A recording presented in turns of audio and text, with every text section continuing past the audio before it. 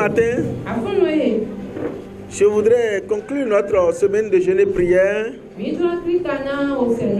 par ce petit message. Au travers du texte que nous avons lu, dans Marc chapitre 4, versets 35 à 36, nous avons vu que le Seigneur lançait un appel à ses disciples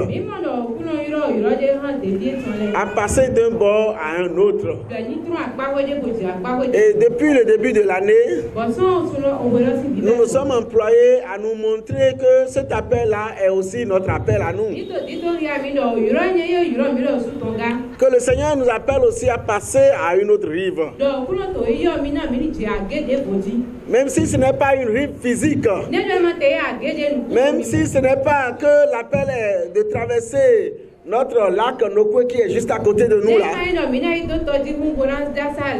Cet appel s'adresse à nous dans notre vie spécifique, à passer d'une étape à une autre. Si tu es ici ce matin et que le Seigneur t'appelle à quitter cette rive spécifique là, cette rive du célibat là, au nom de Jésus, je le proclame, je le déclare par la puissance qui réside dans son nom, que tu passeras à l'autre rive au nom de Jésus. Toi aussi tu passeras à l'autre rive au nom de Jésus. Et tu ne couleras pas, hein? Quand tu seras dans la transition, toi tu ne couleras pas. Tu arriveras à l'autre bord. Amen. L'appel à rejoindre l'autre bord doit aussi se comprendre comme impactant la multitude d'aspects de notre vie d'enfant de Dieu. Et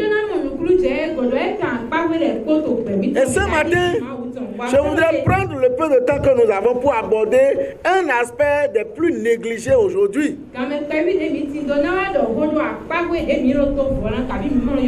Parce que nous ne l'abordons pas souvent dans nos prédications ou dans nos enseignements. Le second texte que nous avons lu, qui se trouve dans 1 Corinthiens chapitre 11. Et nous avons choisi de lire à partir du verset 26 jusqu'au verset 30. Et un passage que nous avons l'habitude de lire tous les premiers dimanches du mois ici. Et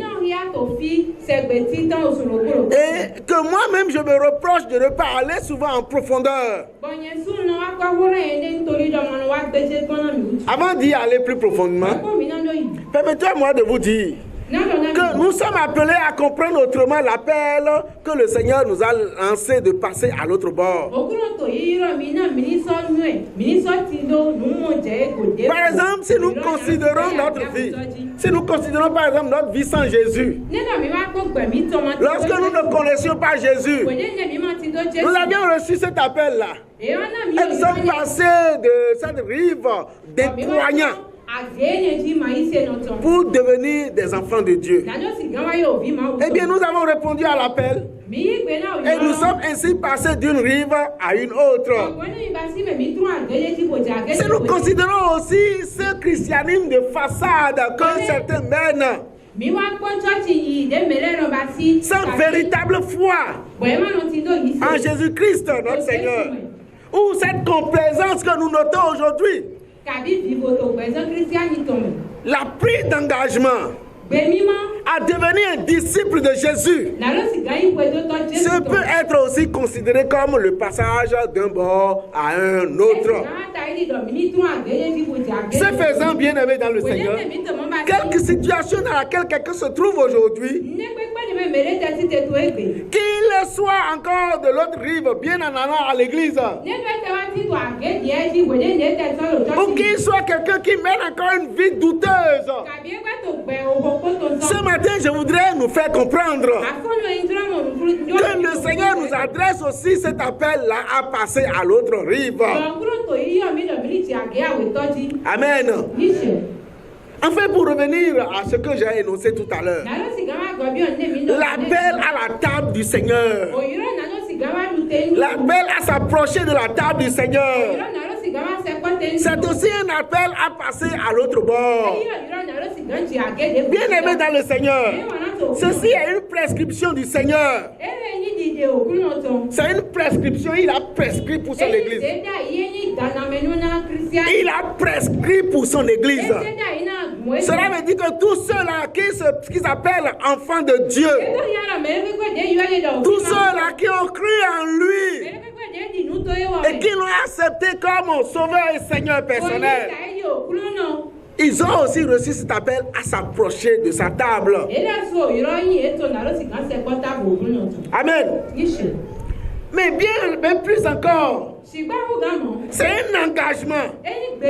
Un engagement à vivre la vie chrétienne au quotidien. Un engagement à l'obéissance. Un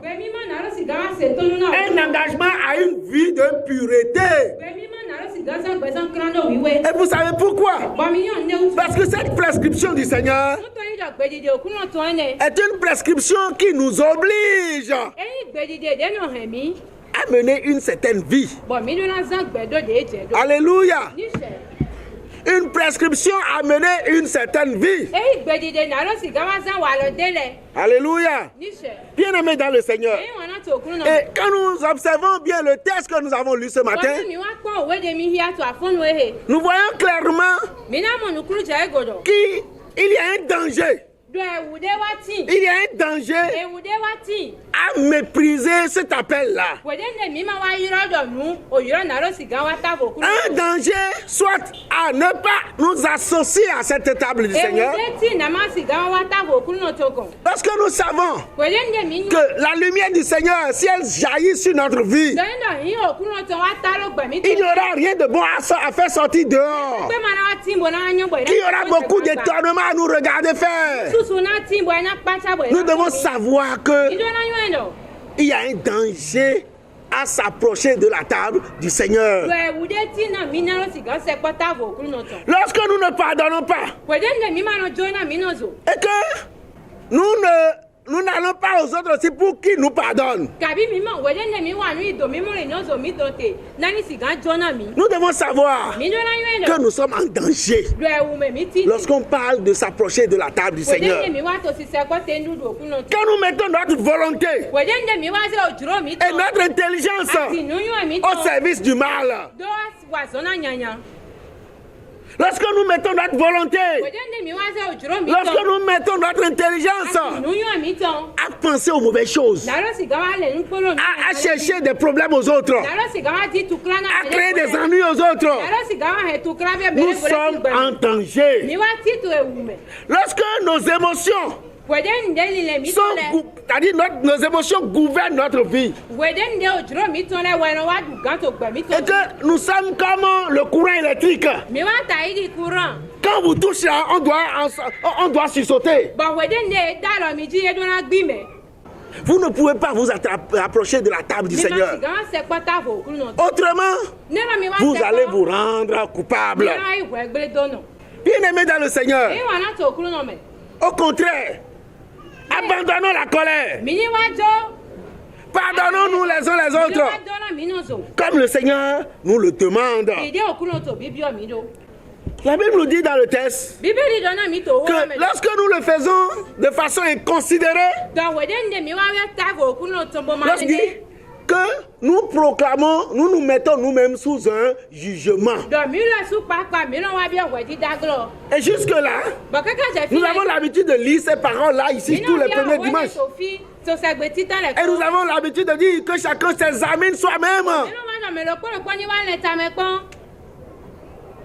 Bien-aimés, voilà ces choses dans lesquelles nous sommes appelés à nous examiner nous-mêmes. Et lorsque nous allons un peu plus loin dans le texte,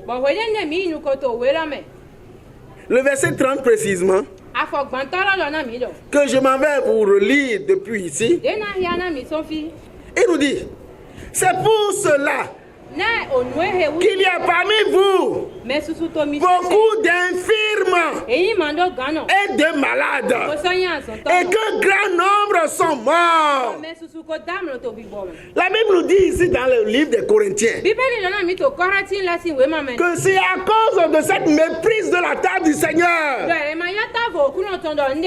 le fait de le prendre de façon inconsidérée, c'est cela qui fait qu'il y a beaucoup d'infirmes dans le peuple, parmi le peuple de Dieu. C'est à cause de ça qu'il y a beaucoup de malades. Et il finit par dire qu'il y a un grand nombre de morts. Beaucoup sont donc morts d'une mort qui n'est pas la leur.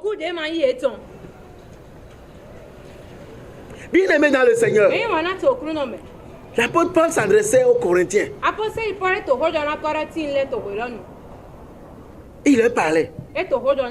Et s'il disait ceci, ça veut dire que l'église de Corinthe était une église remplie d'infirmes. Une église remplie de malades. Ce Paul qui parle là, c'est quelqu'un qui a un don multiple. C'est-à-dire, il a toutes sortes de dons de Dieu en lui. C'est quelqu'un qui prie et les malades sont guéris. C'est quelqu'un qui libère les captifs. Dieu l'utilisait pour faire de grandes choses. Qui ressuscite les morts. Mais celui-là même là s'adressait à cette église de Corinthe, là où lui-même est resté pendant plus d'1 an et demi. Il a dit c'est à cause de ça qu'il y a beaucoup d'infirmes parmi vous, beaucoup de malades parmi vous, et que beaucoup sont morts d'une mort qui n'est pas la leur. Bien aimé dans le Seigneur, ces paroles-là, comment elles résonnent dans votre cœur? Comment résonnent-elles dans votre cœur? Tu peux peut-être entendre te dire là maintenant, ah c'est comme ça. Si c'est ça alors, moi je ne vais plus jamais m'accrocher de la table du Seigneur. En disant cela, tu as déjà prononcé déjà ton propre jugement. Tu dis quoi simplement comme ça? Que je n'aurai plus part avec le Seigneur. Il nous dit dans Jean 6, si vous ne mangez pas ma chair, vous ne buvez pas mon sang, vous n'aurez aucune part avec moi.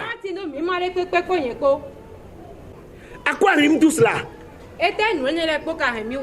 Le Seigneur nous appelle simplement à mener une vie qui est digne du royaume.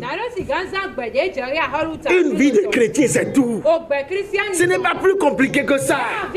Ce qui est en toi aujourd'hui bouillonne en toi et qui fait que tu ne veux pas aller à la table du Seigneur parce que tu tiens encore à quelque chose.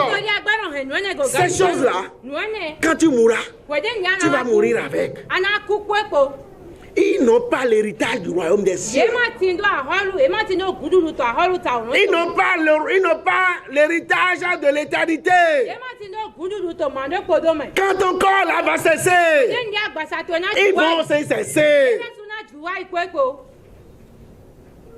Et à cause des choses éphémères,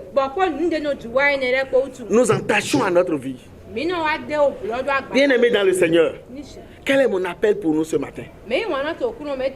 Nous pouvons vivre en harmonie avec le Seigneur. Et quand vous lisez Marc 4, verset 35, il dit, le même jour,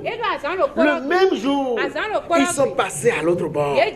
Ce même jour, bien aimé, tu dois t'embarquer avec le Seigneur pour passer à l'autre bord. J'ai dit ce même jour, la décision à prendre, ce n'est pas reculer pour la prendre. C'est maintenant au nom de Jésus. C'est tout de suite maintenant que tu es appelé à prendre cette décision-là et à abandonner. Si tu ne le fais pas, je ne sais pas si ceci est comme un avertissement solennel à quelqu'un. La Bible dit Dieu parle tantôt d'une manière ou tantôt d'une autre. Je ne vais pas vous raconter toute l'histoire jusqu'à ce que je suis arrivé à cette prédication-là aujourd'hui. Mais je ne sais pas, je dis, je ne sais pas si c'est un appel urgent à quelqu'un. Moi, je ne dormirai pas tranquille que dans cette église-là, il y a beaucoup de malades. Je ne dormirai pas tranquille que dans cette église-là, il y a beaucoup d'infirmes. Je ne dormirai pas tranquille que les gens sont en train de mourir dans cette église-là. Et je pense que c'est pour parer à tout cela que le Saint-Esprit est en train de nous parler aujourd'hui. Si quelqu'un entend sa voix, qu'il ne résiste pas. Qu'il ne résiste pas. Parce que le Seigneur nous aime.